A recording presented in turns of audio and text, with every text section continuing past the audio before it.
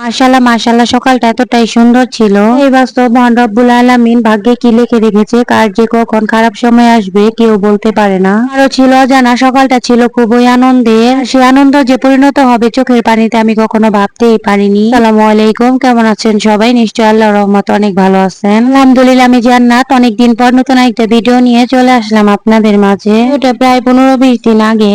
যারা আমার regular video দেখেন তারা হয়তো বা অনেকেই জানেন 2 সপ্তাহের উপরে হয়েছে আমি কোনো লং ভিডিও আপলোড করতে পারি নাই।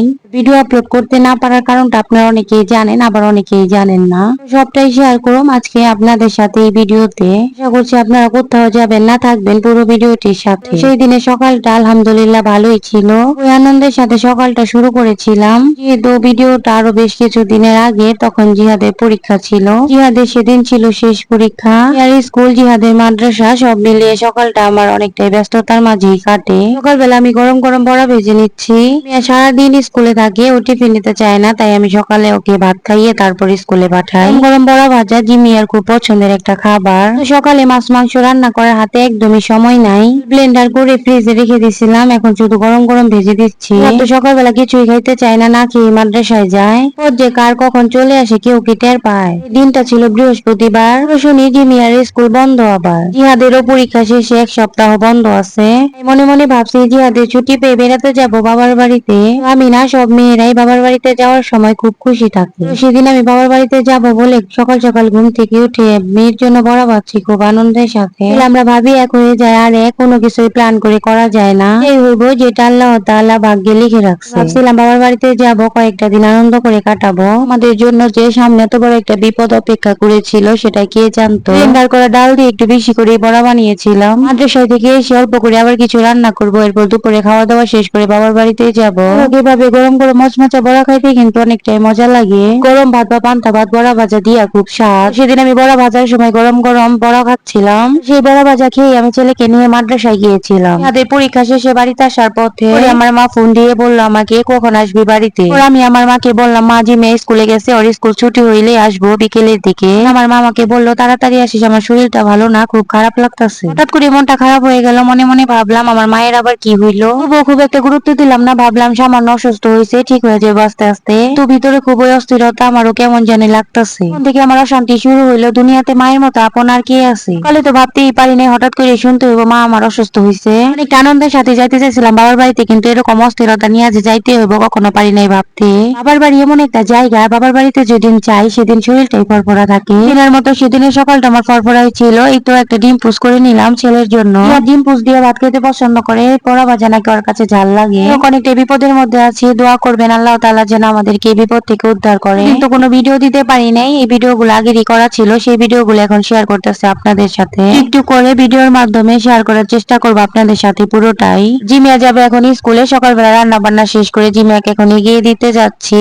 আমি প্রতিদিন সকালে গাড়ি পর্যন্ত এগিয়ে দিয়ে আসি। এখন দেশের যে পরিস্থিতি, মেয়েকে স্কুলে দিয়ে অনেকটাই চিন্তায় থাকি। ও কি আর করার, পড়ালেখা তো করাতেই হবে। একে গাড়ি করে দিয়ে এরপর ছেলেকে নিয়ে যাব আবার মাদ্রাসায়। মিয়া যাওয়ার সময় বলতেছিল আম্মু আমি আজকে কোচিং করে চলে আসবো। উৎসাহ নিয়ে বলতেছিল আজকে তাড়াতাড়ি স্কুল থেকে এসে এরপর নানু বাসায় যাবো।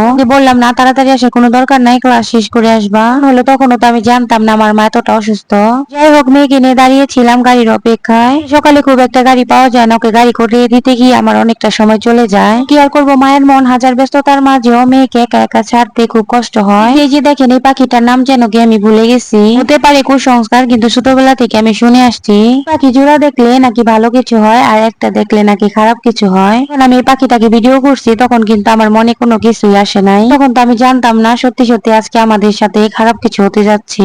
তো এখন বুঝতে পারছি কথাটা কুসংস্কার হইলো আমার জন্য হয়ে গেল সত্যি। এই কথা বলতে আমি সকাল থেকে ব্লগটা শুরু করেছিলাম, ভাবছিলাম আপনাদের সাথে কতটা আনন্দ সহকারে বাবার বাড়িতে যাচ্ছি সেটাই শেয়ার করব। কিন্তু সবটাই ভাগ্যের পরিণতি। আজকে আমি আমার ব্লগটা কতটা কষ্ট নিয়ে আপনাদের সাথে শেয়ার করছি এটা শুধু আমি বুঝতে পারতেছি। যাই হোক, জিমিয়াকে গাড়িতে তুলে দিয়ে বাড়িতে গিয়ে বোরকা পরে রেডি হয়ে এখন আবার ছেলেকে নিয়ে মাদ্রাসায় যাচ্ছি। আজ নয়, প্রতিদিন সকালে আমি এইভাবেই দড়ির উপরে থাকি। জিহাদ তো ঘুম ঘুম চোখে যাচ্ছে পরীক্ষা দিতে। সেদিন ছিল জিহাদের অঙ্ক পরীক্ষা। সেদিন জিহাদের পরীক্ষা একদম অল্প সময়ের মধ্যে শেষ হয়ে গিয়েছিল। পরীক্ষা শেষে এক সপ্তাহের জন্য মাদ্রাসা বন্ধ দিয়ে দিবে, তাই মা ছেলে যাচ্ছিলাম খুবই খুশি মনে।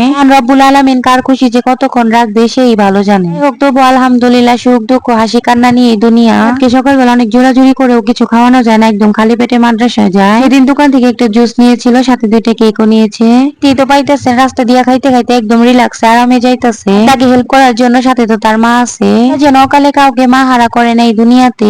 রব্বুল আলামিন সহি সালামতে রাখুক পৃথিবী সকল মাকে, যেন সব সময় সুস্থ রাখে, ভালো রাখে তাদেরকে। ছোট বাচ্চাগুলো যখন মা হারা হয় তখন তারাই বুঝতে পারে তাদের দিনগুলো কিভাবে মা ছাড়া কাটে। তো জিহাদ আবার আইসক্রিম নিল মাদ্রাসা থেকে আসার পথে দোকান থেকে। তবে আমাদের অর্ধেক দিনটা কাটলো। এরপর মায়ের ফোন পেয়ে তাড়াহুড়া করে চলে আসলাম বাবার বাড়িতে। মেয়েও বুদ্ধি করে চলে আসছিল টিফিনে, তাই আসতে পারছি একটু আগে আগে। দেখি আমার মা ব্যথায় কাতরাচ্ছে। দিক দিয়ে যে আমার বাস্তি সবার জন্য কাঁচা আমের জুস বানাচ্ছে এই গরমের মধ্যে। আমার মার ব্যথা ছিল মোটামুটি ভালোই, কিন্তু আমরা বুঝতে পারিনি, ভাবছিলাম ঠিক হয়ে যাবে আস্তে আস্তে। ডাক্তার এনে ট্রিটমেন্ট করা হয়েছে, ভাবছিলাম হয়তো বা কমে যাবে, তো না কমে নাই, বিপদ বাড়তেই থাকলো আস্তে আস্তে। মা এতটা অসুস্থ, ইচ্ছা কি করে বলেন ভিডিও দিতে? এতদিন পারি নাই আপনাদের সাথে ভিডিও শেয়ার করতে। যারা আমার রেগুলার ভিডিও দেখেন তারা তো অলরেডি অনেকটাই জানেন। তোটা বিপদের মধ্যে দিয়ে দিন কাটাতে হচ্ছে আমাদেরকে। ভিডিওতে পুরোটা দিতে গেলে ভিডিওটা অনেকটাই লং হয়ে যাবে, সবটাই শেয়ার করবো আপনাদের সাথে আস্তে আস্তে। খুব একটা ইচ্ছাও করে না ভিডিওতে ভয়েস দিতে, এডিট করতে। যতটুকু পারলাম আপনাদের সাথে ভিডিও শেয়ার করলাম। কোনো ভুল ত্রুটি থেকে থাকে আমার ভিডিওতে বা আমার কথার মধ্যে, দয়া করে দেখিন একটু ক্ষমার দৃষ্টিতে। যদি ভিডিওর কোনো অংশ ভালো লেগে থাকে তাহলে প্লিজ প্লিজ প্লিজ একটা সাবস্ক্রাইব করে থাকেন আমার চ্যানেলটার পাশে। মিষ্টি আপুরা আর ভাইয়ারা যারা ফেসবুক থেকে দেখতেছেন তারা একটা ফলো দিয়ে দিয়েন। তারা খুব ধৈর্য সহকারে ভিডিওটি পর্যন্ত দেখছেন, লাইক দিতে ভুলে গেছেন। যদি আমার ভিডিওর কোনো অংশ ভালো লেগে থাকে প্লিজ প্লিজ প্লিজ আপনাদের সুন্দর হাত দিয়ে একটা লাইক দিয়ে দিয়েন। তাতে আপনাদের মূল্যবান মতামতটি কমেন্ট বক্সে কমেন্ট করে জানান। আমার ভিডিওগুলি ভালোবাসা প্রতিনিয়ত লাইক কমেন্টের মাধ্যমে আমাকে ভিডিও বানাইতে উৎসাহিত করেন। আপনাদের জন্য রইল মন থেকে অনেক অনেক ভালোবাসা ও শুভকামনা। এই বিপদের সময় আপনাদের কাছে চাই একটু দোয়া আর কিছু না। আল্লাহ পরবর্তী নতুন ভিডিও নিয়ে অতি শীঘ্রই চলে আসবো আপনাদের মাঝে। মিষ্টি আপুরা আর ভাইয়ারা যে যেখানে আছেন দেশে ও বিদেশে সবাই সুস্থতা কামনা করছি। কাজে আল্লাহ তাআলার কত বড় নিয়ামত সেটা আমরা হারে হারে টের পাচ্ছি। ভালো থাকেন, সুস্থ থাকেন। পরবর্তী ভিডিও দেখার আমন্ত্রণ জানিয়ে আজকের মতো বিদায় নিচ্ছি। আল্লাহ হাফেজ।